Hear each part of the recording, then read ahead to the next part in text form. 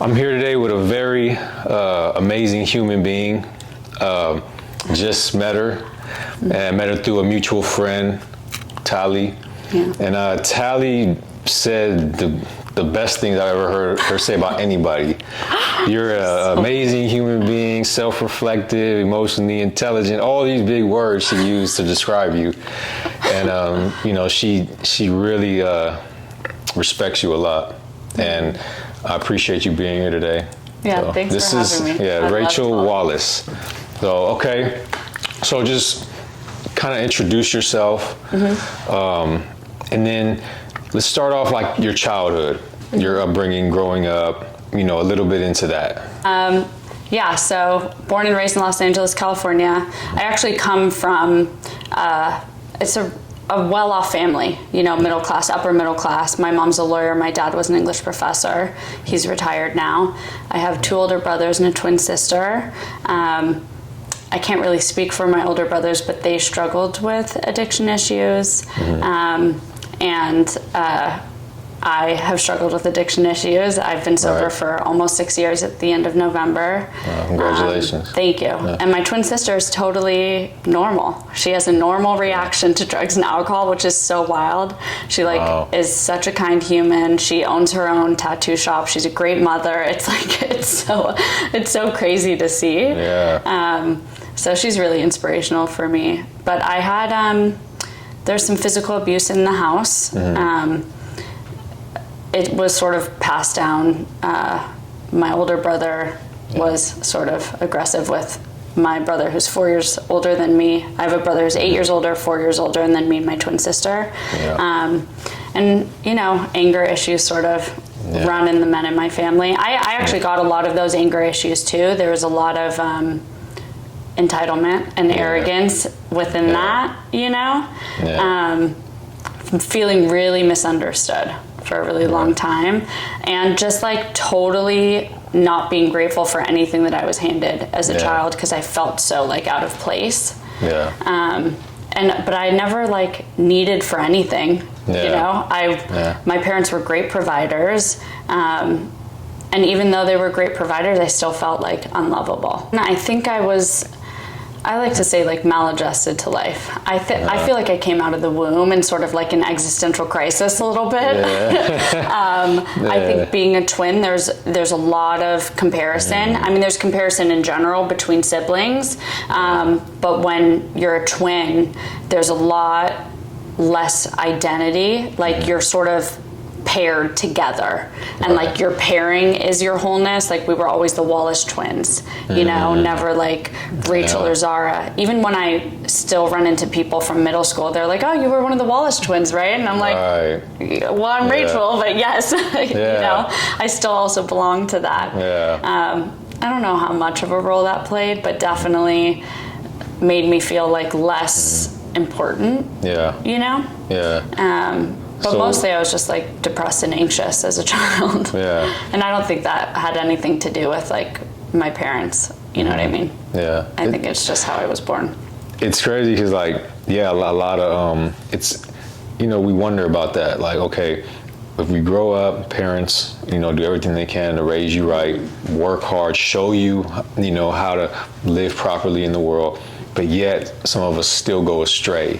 Some of us still get caught up in wrong things. And I as an adolescent, you have this want to live a risky life to a certain degree, right? You have it's that's for me. That's what it was. I wanted to. Mine was severe. I remember watching Train Spotting. Because I have older brothers, one that is 8 years older, and so I got exposed to that at a much younger age. And I remember watching that movie and being I don't know why that lifestyle was attractive to me, even at the age of 7. There was something rebellious about it. There was something a longing that could be met if I lived that lifestyle that I wasn't getting met at the way I was currently living. It's do you have because there's this word, somebody always calls me this, adrenaline junkie. Is that kind of you? Yeah, me too. Like, For me too. sure. Like, I still want to, like, go bungee jump out of planes.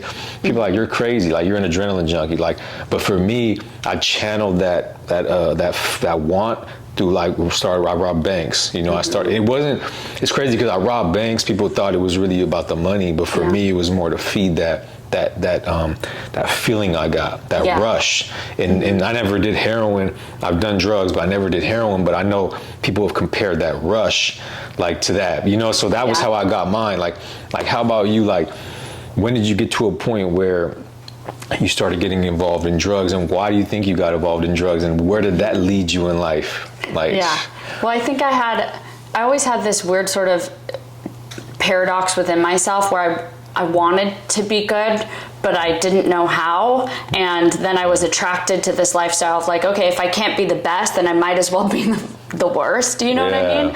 Yeah. And, you know, those two older brothers, one of them smoked weed and sold weed. So the first time I ever smoked weed, I was like 10 years old, smoked it out of an apple with him. And it happened to be the brother who was physically abusive towards me. And so it already created, like, a sense of safety. It was the first time I was able to connect with him where I didn't feel like I was unsafe or, you know, gonna get hit or let him down or whatever. It was like, if we could be high together, like, that was safety.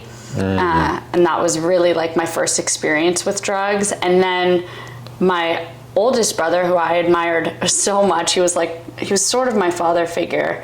And when I started smoking weed with him, or, like, I'd tell him that I listened to MGMT, Electric Feel, he was like, oh, I know you've done acid now. And I felt approval from that, even though he may not have actually been giving me approval. It was the recognition of, like, oh, you've done something bad and got away with it, sort of thing, where I was like, yeah, I've lived, you know, I wanted to be older than I was always, you know. I never wanted to be my age. I felt embarrassed to be, like, 9, 10, 11 years old. I always wanted to, like, have things figured out and be older and, like, have older experiences. And so I placed myself in positions that ended up being relatively traumatic, but to try to act older and be older and hang out with the older people. But, like, you know, who was somebody that had great influence in your life outside of your family in a positive way and in a negative way?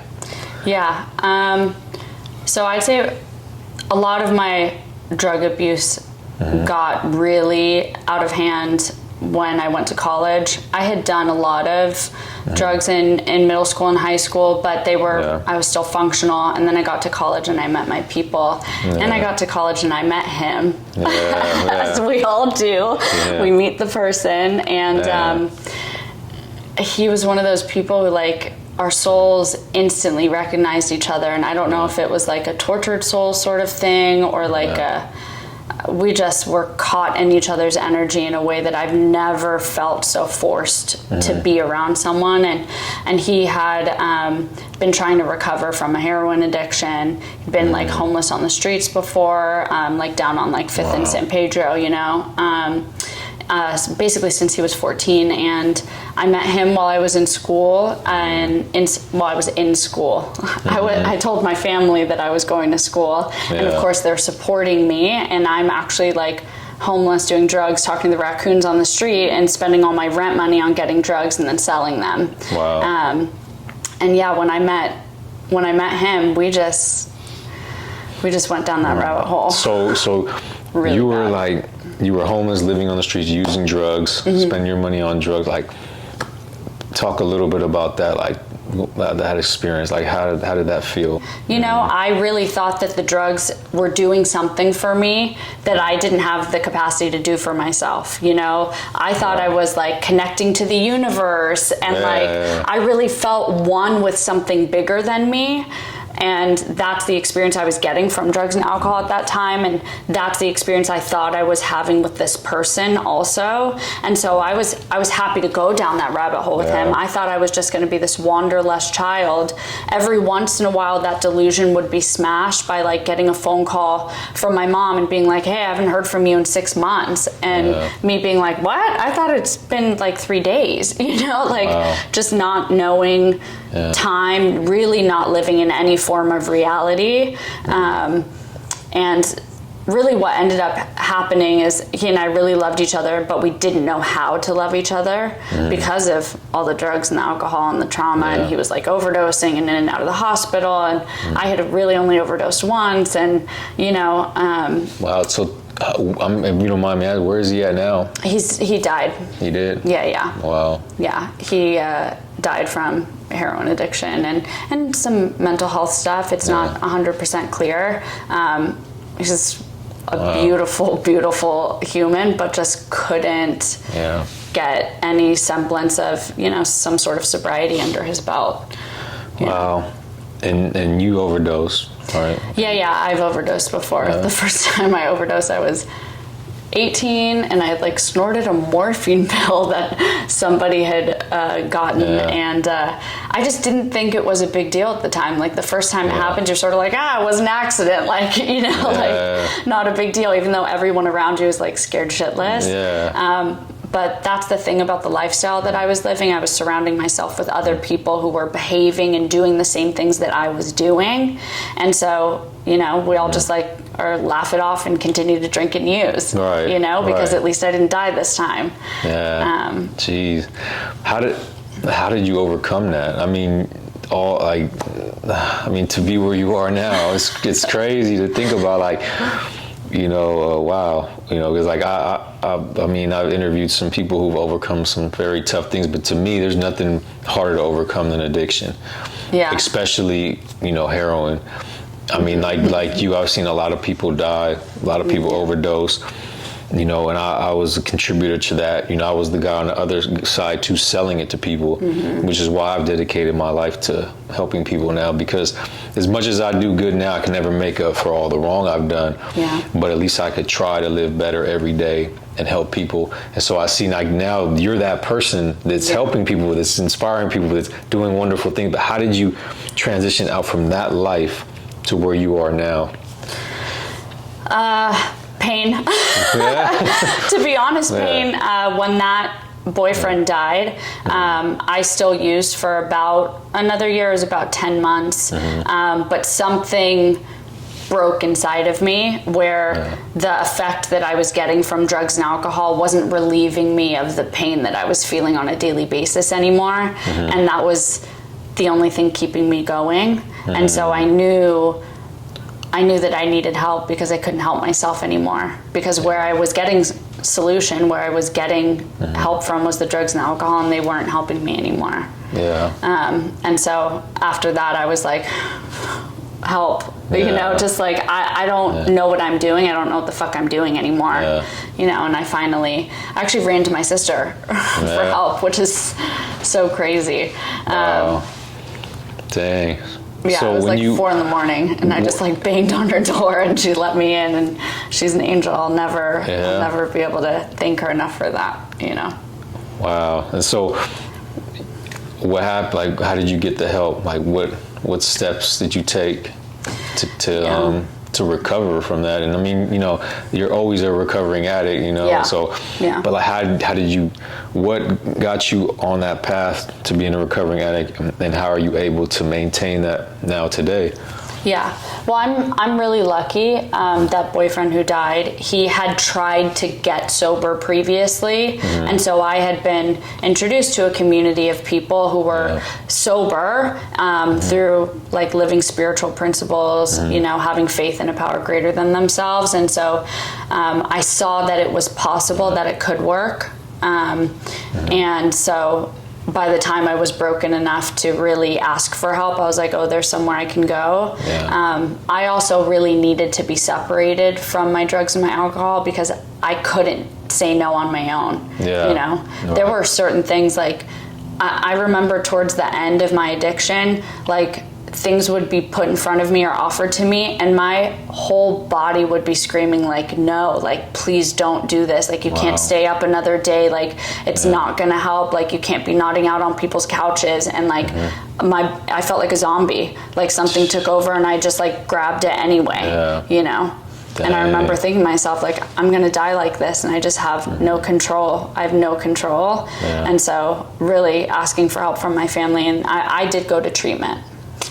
To be like physically separated because I couldn't control anything. Yeah. And that worked for you, right?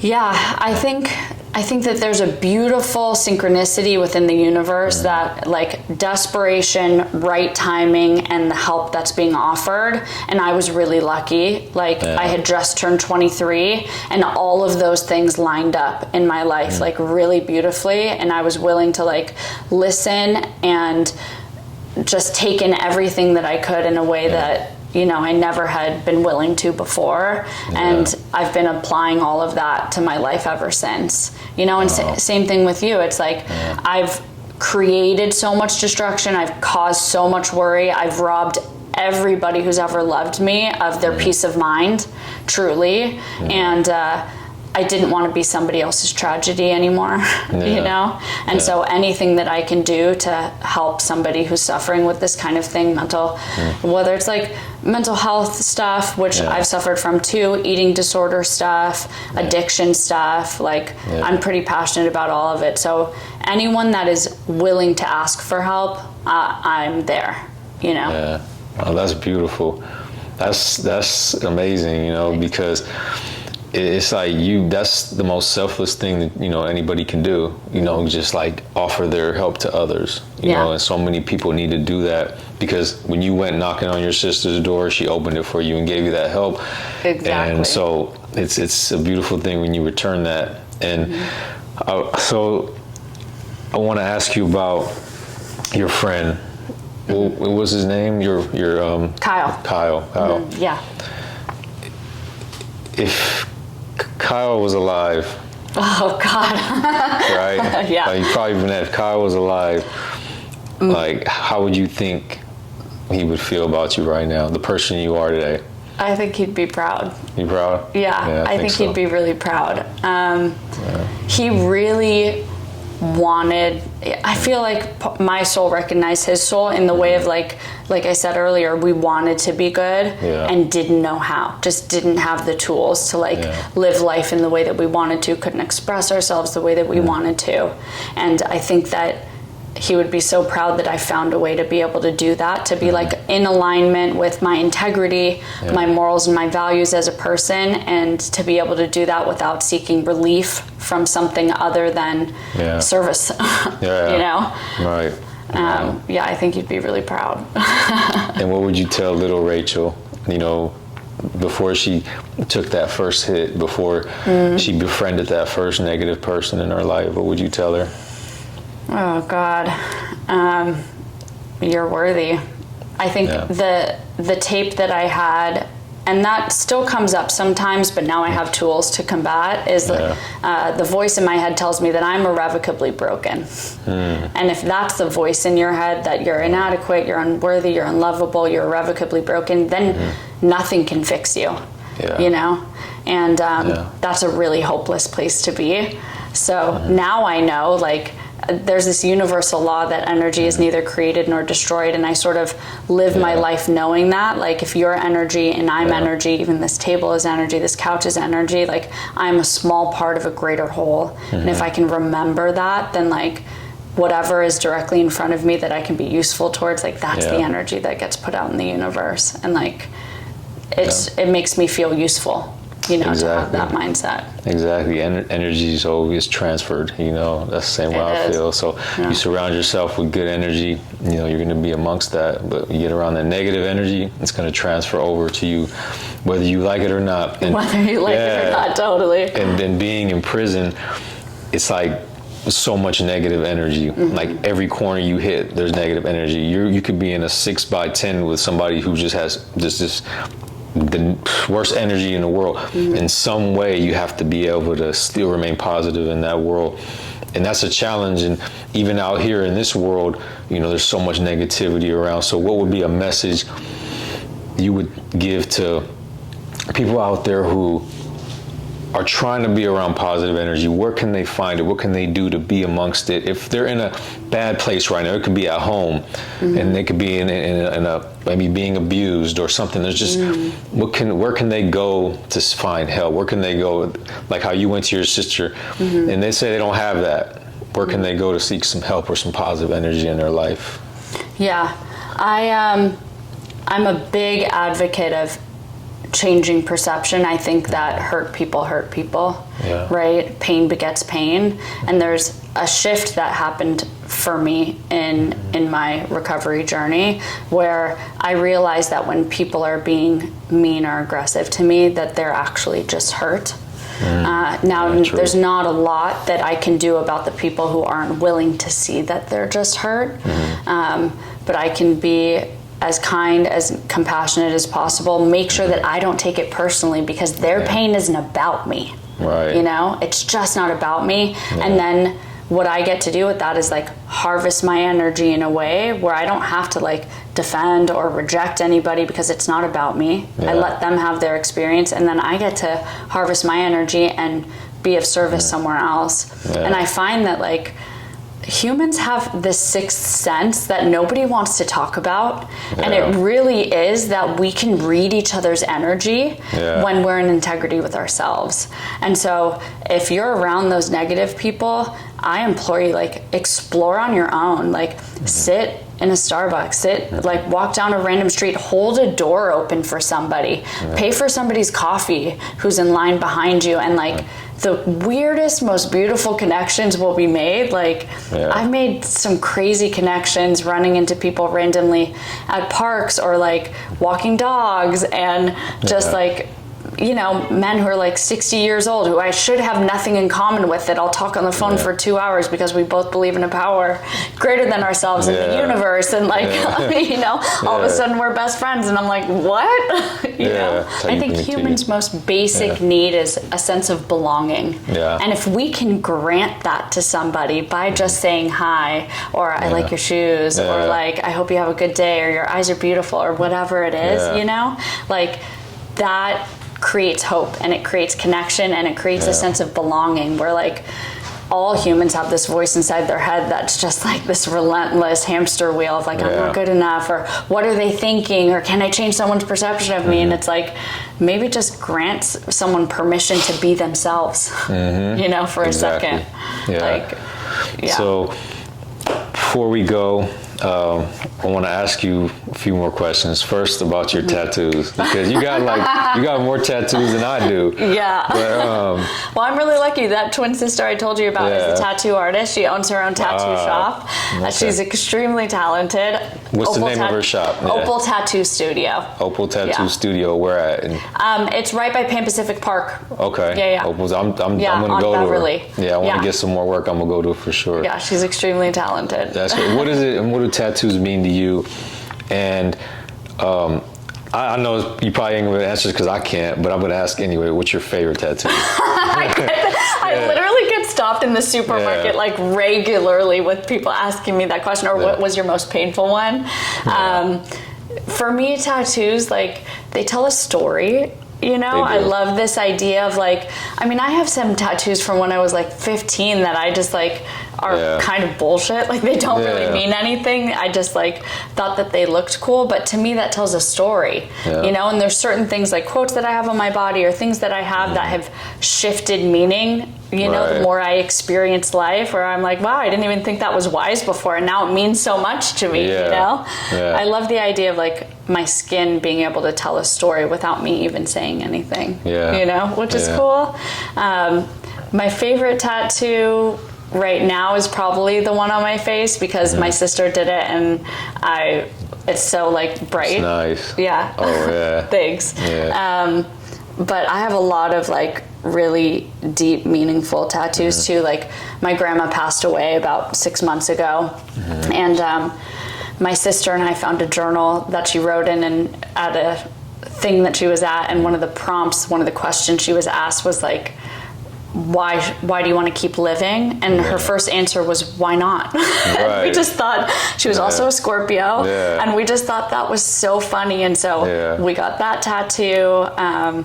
Things like that, you know. Why not? I love that. Why not? Yeah, I always in a say good that. way. You know, it's like the good version of YOLO, where it's not like YOLO, let me go fuck up my life and drink and like drive and do all this kind of stuff. It's YOLO, like, this is the only life I have. How do I get to honor every single moment and be here and give back, you know? Yeah, exactly. So what are you doing now? Like, what do you do now?